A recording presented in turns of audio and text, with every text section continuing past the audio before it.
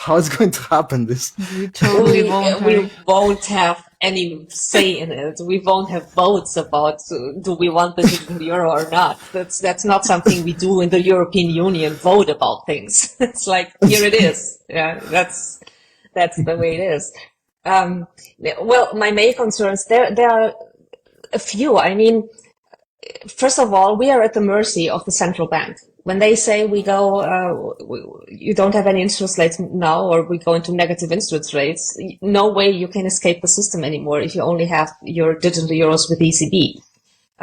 When they tell you you are only allowed to spend 100 euros a day, not more, you're at the mercy of the ECB when you don't have any cash anymore. That's the only thing you can pay with.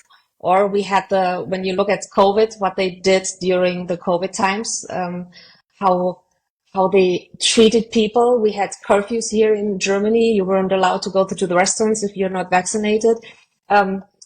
That's easy when you have the digital euro to say, well, you're not able to pay in restaurants anymore. And we have our health minister who said, well, let's look at all the measurements we did during the COVID time, and let's copying it to the climate crisis.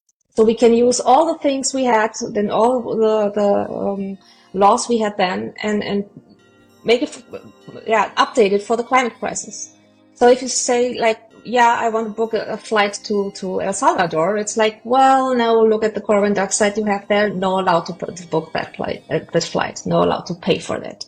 So you're at the total mercy of the ECB and the politicians, and you don't want that. That's something, and I know they promise you that won't happen. We will keep the cash. Everything's okay. Trust us. Every time politicians say, trust us, we won't do that.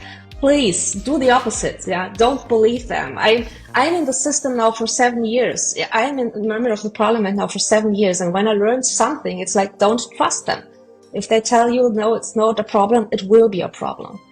So, and that's why we have to speak loudly against it, because the majority of the population in Germany has no idea what's the difference between Bitcoin, the digital euro, or the possibility to pay online by PayPal or something. What's the difference? It's all digital money.